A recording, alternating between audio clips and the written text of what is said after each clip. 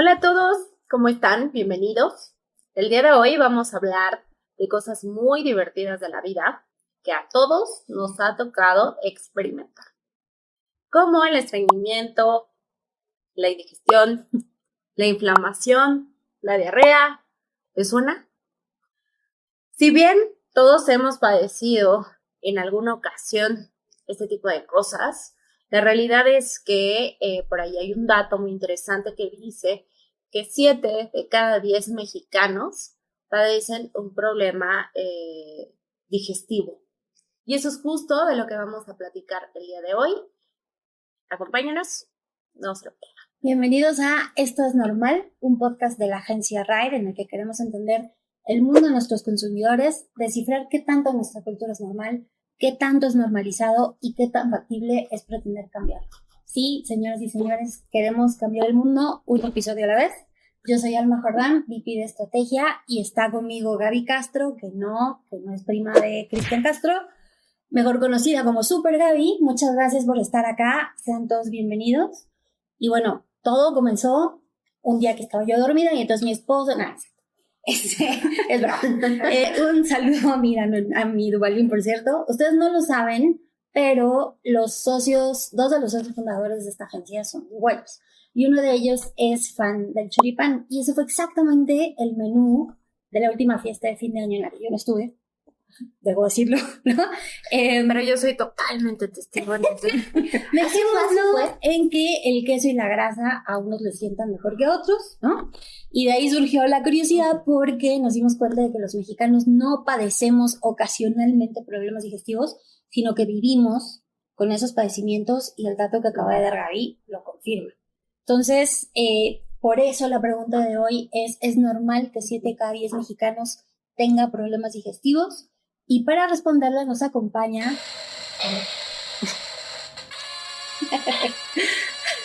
la profesora investigadora y especialista en gastroenterología, Sofía Ornelas. Aplausos para nuestra invitada, por favor. ¡Bravo! Bienvenida, Sofía. Muchas gracias por estar hoy con nosotros para hablar de este escatológico tema del que tú sabes toda la teoría y 7 de cada 10 mexicanos saben la práctica, al parecer. Entonces, cuéntanos. Me incluyo en los mexicanos. Seguramente, acá como 7, seguro, ¿no? No quiero hacer números, pero la matemática dice. Entonces, cuéntanos primero por qué es tan alta la incidencia, qué factores hay detrás, y después por qué estamos tan acostumbrados, porque ya vivimos a base de omeprazol y de Pepto y todas estas cosas. Mira, contestando específicamente la pregunta si es normal o no es normal, pues la realidad es que no tenemos mucha investigación como para decir estamos dentro de la proporción normal o no comparado con otros países. Pero en base a lo que mejor hay de epidemiología, que es un estudio que se hizo en el 2015, realmente sí, más podríamos decir que estamos similar a otros países. Creo que lo que no es normal o lo que hemos normalizado es acostumbrarnos a vivir con estos síntomas. Ahora también, pensando justo en eso, tampoco podríamos saber con exactitud si nuestra prevalencia es real, o sea, lo que está documentado, porque pues, mucha gente no lo reporta. Claro. Es como, normal, pues sí, comí esto, pues es normal, o sí, yo sé que como me inflamo, así vivo. Y entonces eso es lo que creo que está normalizado. Pero con lo que hay de investigación, o sea, las cifras, los números que tenemos, comparado con otras poblaciones, que es lo más similar que tenemos para compararnos es Estados Unidos, pues la prevalencia sí es similar.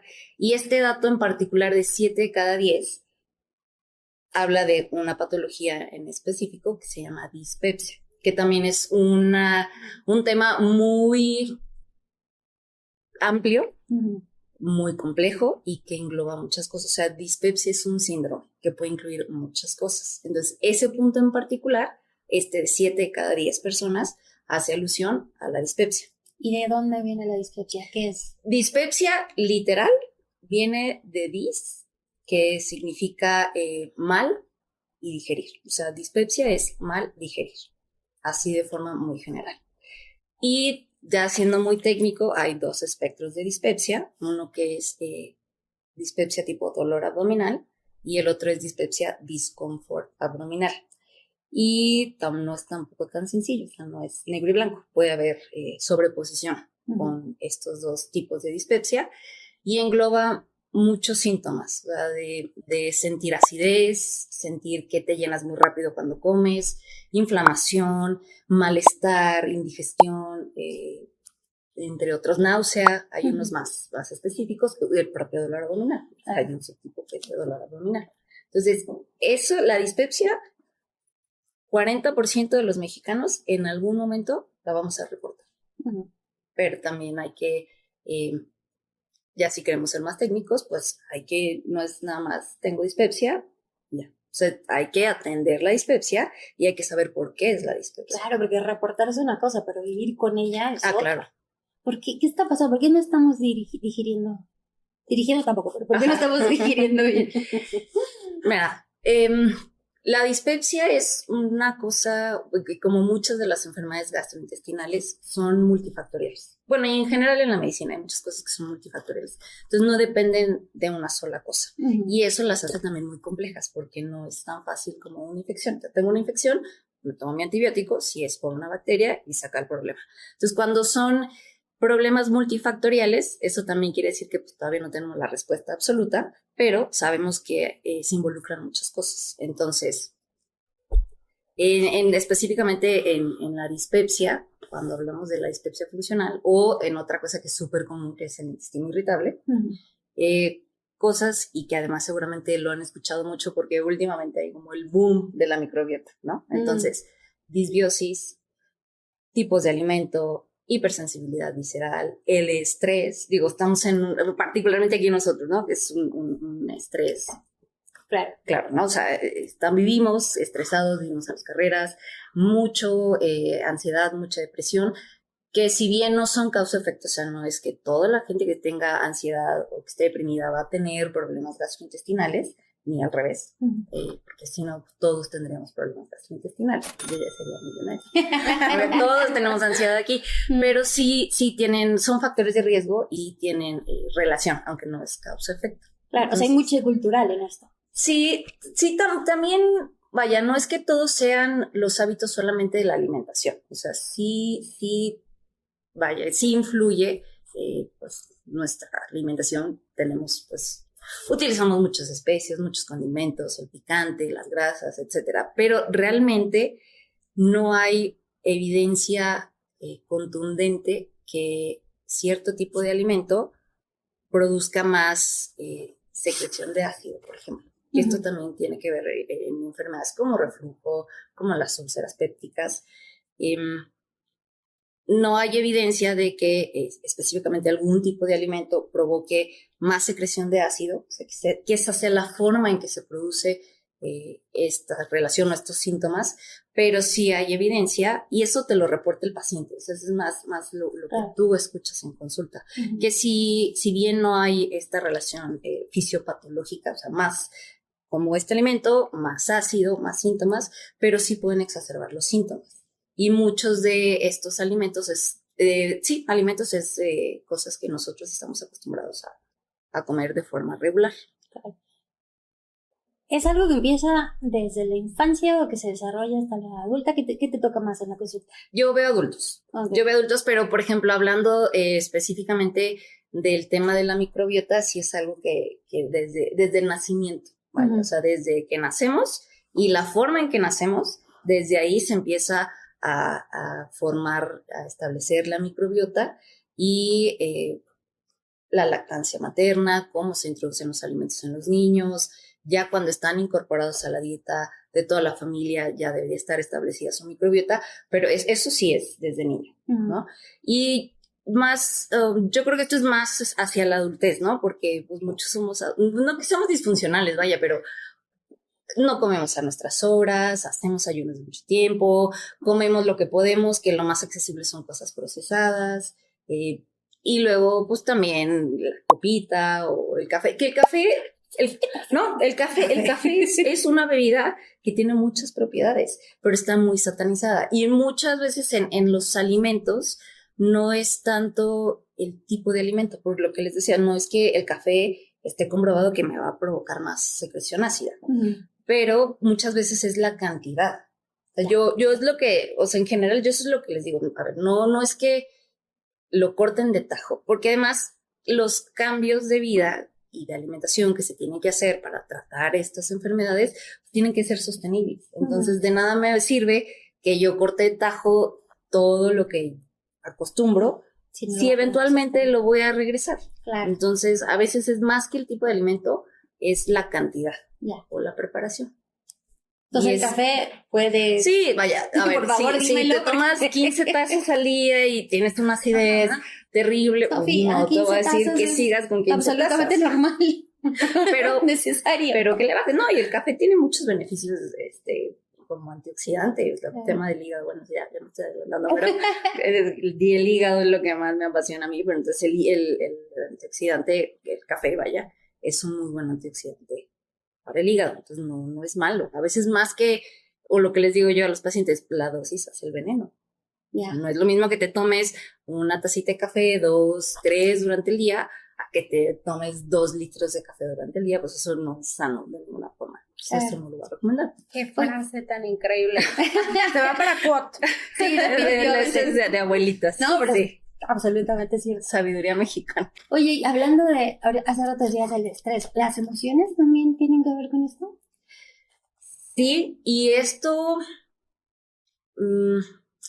que también es una cosa muy compleja. O sea, sí hay relación directa de lo que le llamaban la personalidad, que era esta gente muy ansiosa, muy nerviosa, que sí tiene más propensión, o más bien no propensión, sino que se relaciona más a problemas acidopépticos, o sea, reflujo, úlceras, etcétera, pero también con toda esta, que seguramente ya lo han escuchado, el eje intestino-cerebro, o sea, la microbiota también influye mucho en la regulación en el neurodesarrollo.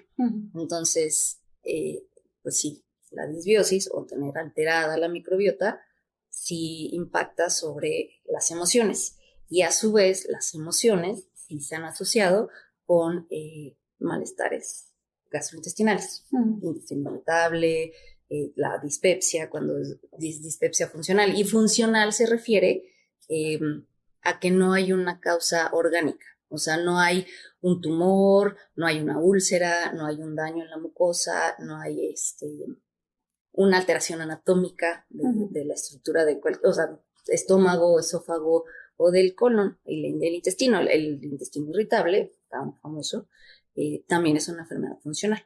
Que eso se refiere a un trastorno funcional, que no hay una causa orgánica. Y esto de las emociones, particularmente la ansiedad, sí van muy de la mano, hay mucha relación con problemas gastrointestinales del tipo funcional.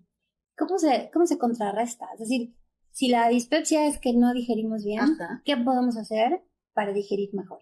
Bueno, primero, acudir con un médico para saber si lo que tengo es dispepsia o no.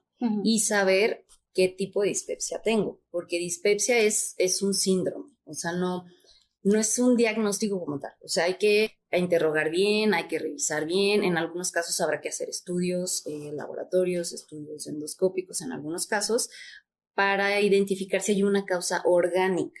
O sea, si hay reflujo, si hay gastritis, si hay alguna úlcera, o si se trata de un trastorno funcional. Y entonces, dependiendo cuál sea la causa, primero de diferenciar si esto es orgánico o es funcional. Y entonces, dependiendo de eso, pues el tratamiento es dirigido y son las recomendaciones específicas para cada caso en particular. Ok, la automedicación y el omeprazolazo, no. No, o sea, incluso, y también incluso teniendo un diagnóstico ya específico, no son las mismas recomendaciones para todos los pacientes. O sea, siempre hay que individualizar cada caso en particular. Por eso no hay que... No es como receta de cocina, pues. O sea, digo, yo puedo decirles a todos, pues tómense un IBP. Bueno, omeprazol puedo decir. Omeprazol, pantoprazol, el que quieran.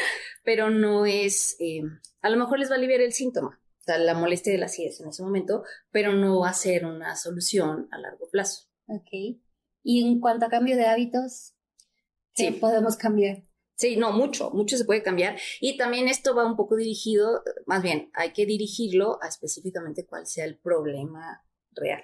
No hay una solución mágica para todo. Hay que, tratamiento, individualizar, pero sí es parte del tratamiento. O sea, tampoco hay que echarle todo al medicamento porque luego pues es que no mejoro y me estoy tomando el tratamiento, pero siguen con los mismos hábitos, todas las conductas pues, que no favorecen a la mejora global de los síntomas, eso se perpetúa y pues el medicamento no es magia, o sea, es complementar el medicamento con la alimentación y con los cambios en el estilo de vida. Por ejemplo, cosas que se recomiendan o que podríamos recomendar de forma general, hablando específicamente de dispepsia, o sea, bueno, sí les expliqué más o menos lo que significaba dispepsia, pero pues, por si quedó alguna duda, es inflamación, que esta inflamación se siente después de comer, porque es distinta la inflamación que se siente con el intestino irritable. Esto muy general, ¿no? Porque tampoco es que los pacientes lean los libros y entonces yo tengo dispepsia, me tengo que inflamar de la parte superior del abdomen.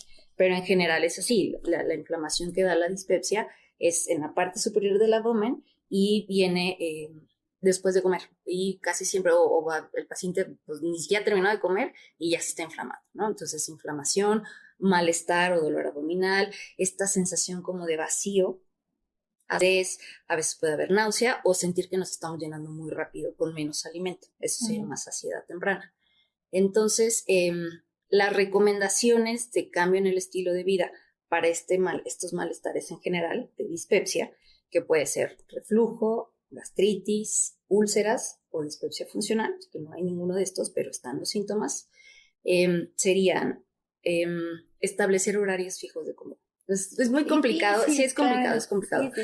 Pero pues tratar de hacerlo en la medida de lo posible o por lo menos evitar pasar muchas horas en ayuno. Ahora también esto va a depender mucho del paciente porque a lo mejor alguien me puede decir, pues que yo paso, o sea, a mí esto no me provoca síntomas, entonces tampoco es que forzosamente lo tengo que hacer. Si a mí pasar muchas horas sin comer no me provoca, no me exacerba los síntomas y es imposible que yo pueda comer a la misma hora y entonces esto me está generando mucho estrés y mucha ansiedad de tengo que comer a tal hora, eso va a ser hasta contraproducente, claro. Pero bueno, si a ti te provocan más molestia pasar muchas horas sin comer, pues procura hacer comidas a tus horas o llévate un snack, pues un tentempié, algo para que no pases tanto tiempo sin comer. En algunos casos, por ejemplo, específicamente hablando de reflujo, elevar la cabecera de la cama puede funcionar. Ahora también, si al ponerte 2 almohadas te amaneces con una contractura terrible, pues tampoco es forzoso hacerlo. Reflujo, por ejemplo, también dormir sobre el lado izquierdo, eso sí está comprobado que disminuye las molestias de reflujo por la posición anatómica que tiene el estómago. Entonces, si dormimos del lado izquierdo, con la cabecera elevada, específicamente para reflujo, eso nos puede ayudar como cambio en el estilo de vida y bajar de peso. O sea, no es que yo recomiende en general, así no soy de los doctores que apenas entra el paciente y baja de peso, pero para el reflujo sí funciona bajar de peso porque disminuyes la presión intraabdominal. Disminuyes la presión intraabdominal y eso disminuye los episodios de reflujo. Entonces sí ayuda a controlar los síntomas. Entonces como cambios de hábito podría ser eso. Y otro también muy importante, dejar pasar suficiente tiempo entre que tomamos el último alimento y nos vamos a acostar. O sea, por lo menos, así mínimo 1 hora. Idealmente entre 2 y 3 horas. Wow. O sea, porque también mucha gente llega a casa y llegas y comes y a dormir. Bueno, mañana te tienes que despertar temprano, pero idealmente tendríamos que hacer esa modificación. ¿Es cierto eso de que el estómago sigue trabajando mientras te estás dormido, entonces no descansas? Sigue produciendo secreciones, eso sí es constante, pero vaya, no está haciendo peristalsis para digerir los alimentos, pero sí sigue funcionando en cuanto a secretar pues, el contenido gástrico. ¿Tienes...? Ay, pues qué barbaridad, no, o sea, estoy absolutamente mal.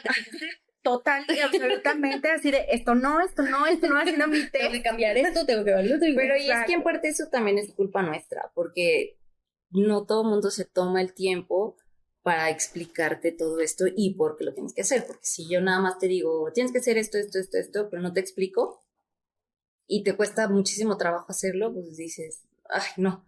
Lo dejas, ¿no? Y te enfocas solamente al medicamento, que es lo es en teoría lo más fácil de hacer. Pero sí, esto también es mucho culpa de nosotros. Wow, estoy impresionada. Muchísimas gracias, Sofi. La verdad es que sé que hay muchas cosas todavía por decir y que nos encantaría seguir platicando, pero por aquí Pepe Luis en cabina ya nos está viendo con cara de tengo ya tenemos que cortar. Entonces, bueno, pues, vas a decir. Y algo así. Pues nada, solo nos gustaría entonces, finalmente nos dijiste muchas cosas y nos encantaría que nos ayudaras a cerrar con la respuesta de la pregunta de una manera muy contundente. ¿Es normal? ¿No es normal? Ok. ¿Es normal la frecuencia que tenemos de síntomas gastrointestinales? Sí. No es normal vivir con ellos. Fantástico. Busquen atención. Sofía Ornella, su consultorio. Luego pasamos tus datos. Súper bien. Muchísimas gracias, Sofía. No, al contrario, muchas gracias por la invitación. Muchas gracias a todos por quedarse a escuchar hasta el final. Pellizquen al que se quedó dormido. Esto es normal de Raid. Nosotros somos Super Gaby Castro. Alma Jordán estuvo con nosotros, Sofía Ornelas. Estamos en Spotify. Síganos en YouTube, TikTok e Instagram. Esperamos sus preguntas y sus comentarios. Y otra vez, no, Gaby no tiene OnlyFans. No les va a aceptar ninguna invitación de ningún tipo. Y los dejamos con la... puedo mandarles besos. Bueno. Eso sí. Los dejamos con la ya conocida frase de Van Gogh: la normalidad es un camino pavimentado. Es cómodo para caminar, pero nunca crecerán flores en él. Nos vemos en el próximo episodio. Muchas gracias a todos. Gracias. Sofía, otra vez. Viene el cierre final.